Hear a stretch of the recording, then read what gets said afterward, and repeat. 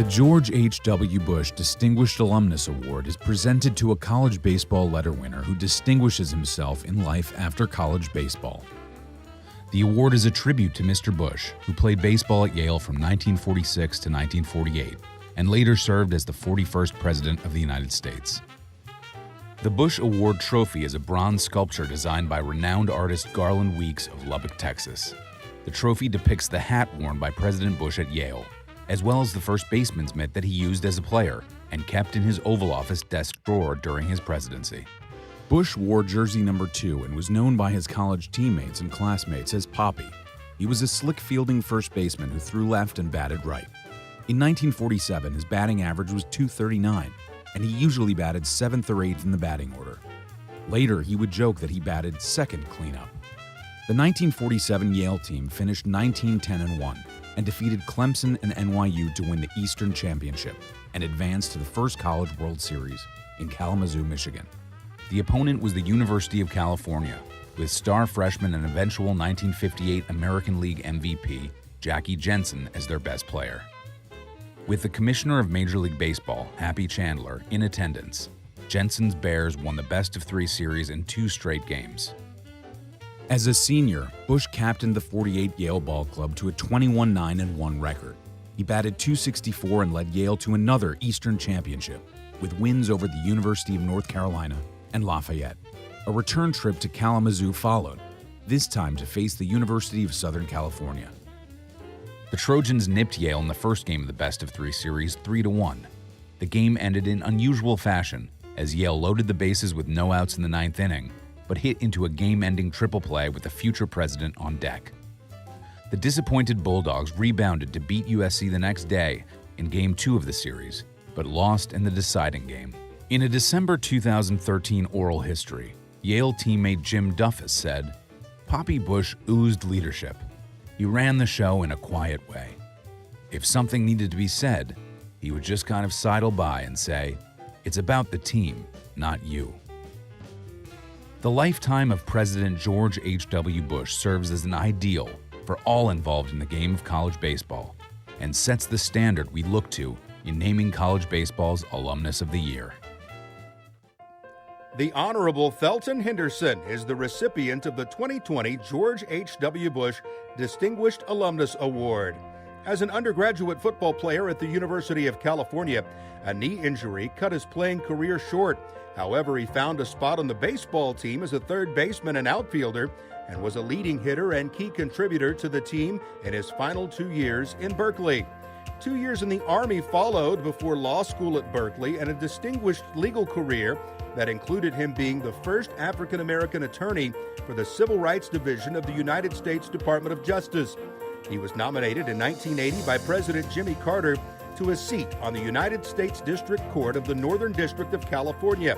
He served as a chief judge from 1990 to 1997 and assumed senior status in 1998 before taking inactive senior status in 2017. The Thelton E. Henderson Center for Social Justice at Berkeley Law is named in his honor. I am so excited to welcome in the Honorable Thelton Henderson, 2020 recipient of the National College Baseball George H.W. Bush Distinguished Alumnus Award. Welcome to the ceremony. How are you? I'm fine. How are you? So nice to meet you, even though it's remote. It is. It's so nice to meet you. And I am so happy to have you here. I'm so happy to have a chance to hear about your life, hear about your baseball history and background. And to start, I'm going to brag on you for a minute. So let me read through some of the accomplishments that you've had in your life. You graduated from Berkeley Law in 1962. You were one of just 2 Black students in your class and the first Black attorney in the Civil Rights Division of the U.S. Department of Justice. Your contributions to our country are so remarkable. I feel very grateful to have a chance to learn from you and hear from you. And you've continued throughout your career to stand up for civil rights, for women, for those who don't always have the loudest voices in the room. And on top of your contributions in this world, you also played baseball and football at Cal. All of this being said, What does this honor mean to you to receive this award? It's a very special honor. First, knowing that I'm joining a very select group of people who have previously won this award, and the man for whom the award is named. It's a huge honor just to be among those. And my teammates, baseball teammates, wherever they are at this day, we haven't kept in touch after all of these names, are going to probably amazed that old Thelton is winning such an award all these years later. Given the dual purpose of the award, someone who has played and lettered in baseball, but has also had a career after that, it reminds me that I probably made the correct career choice, because as you said in the introduction, I came up to Cal on a football scholarship and had to give up baseball my first 2 years. And actually baseball was my better sport, but that got me into college. Football did. And when I hurt my knee in football, that allowed me to play baseball. It wasn't until my junior year, and the right career choice was that we're talking quite a while ago. And so Jackie Robinson was my baseball hero, was my hero in life, and continues to be till this day. He was a model for me. And it was just a few years before this that he broke into baseball as the first Black in modern times to play Major League Baseball. And I patterned my style after him. I stole bases like he did.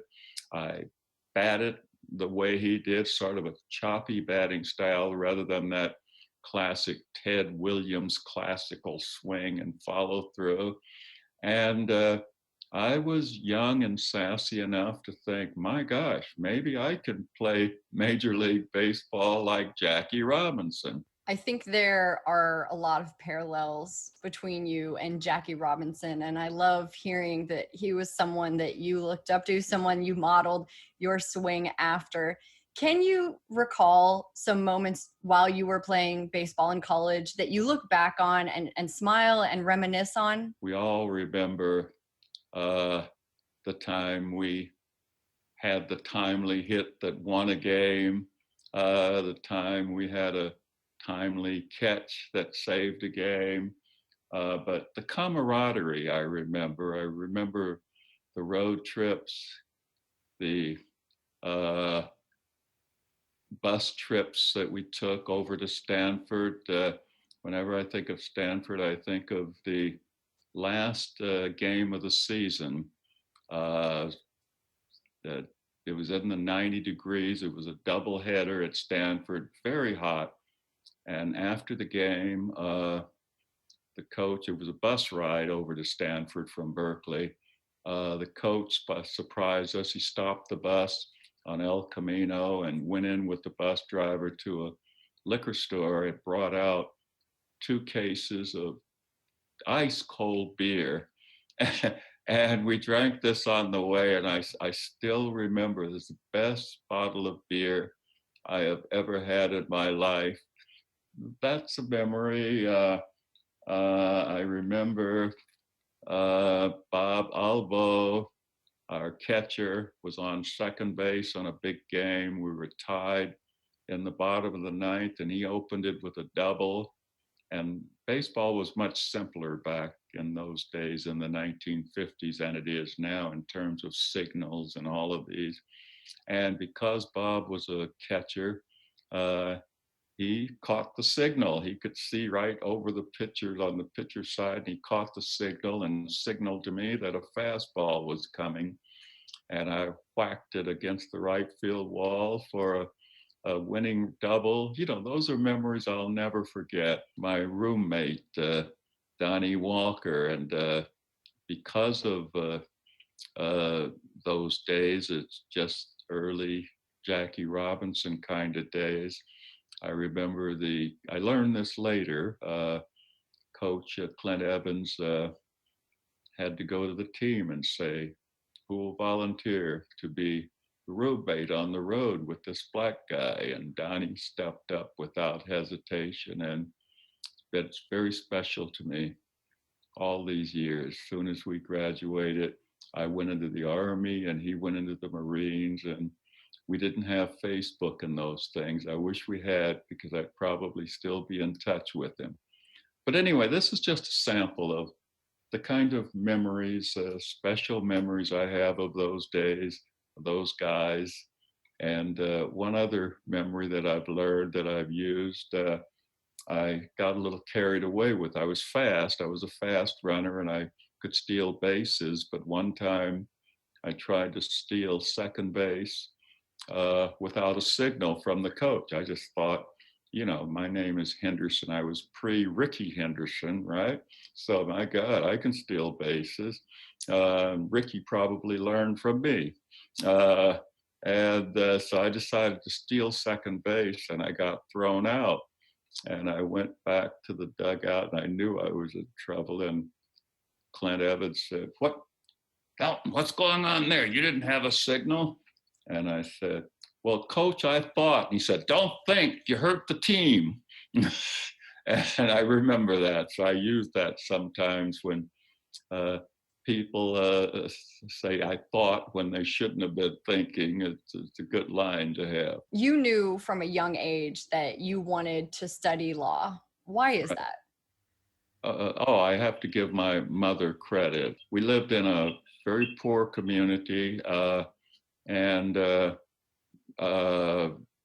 with not good schools. And my mother wanted better for me. She sort of brought me up to say, you're going to be somebody when you grow up and not do what the other kids do, go get a job. The modern day equivalent might be flipping burgers or something, you're going to be something. And to my mother, who wasn't college educated herself, this meant a doctor or a lawyer. And so I grew up thinking, I'm going to be a doctor or a lawyer. It was my calling. And I was one of the only kids, even in my high school, I was captain of the football team.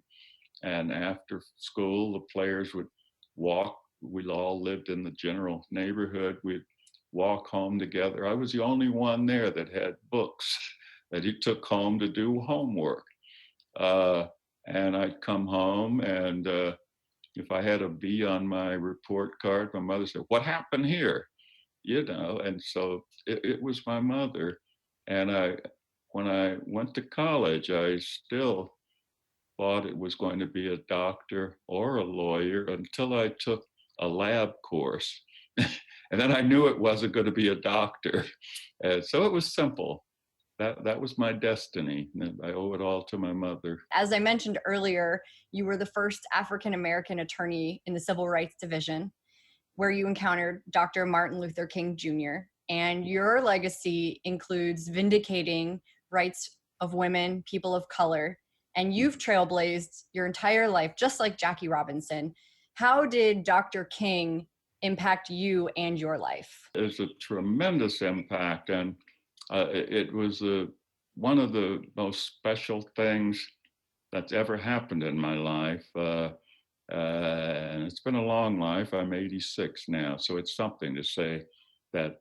But meeting him, getting to know him, and I got to know him in a pretty special way, because I met him first down in Birmingham when he was leading the Children's March. They were demonstrating in Birmingham, and Bull Connor was hitting people with cattle prods and turning fire hoses on them.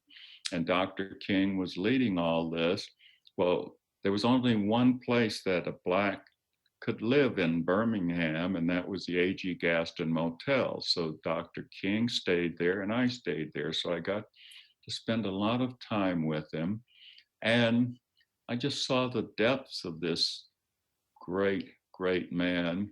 And he would say, he let you know that he didn't believe he was going to get to the end of this journey. If you watch him on Black History Month, he'll say, I may not get there with you. He knew that. And just the bravery that has emboldened me. I think sometimes if you look at my career, people say I've done some brave things as a judge. And if I have, they've been inspired by Martin Luther King.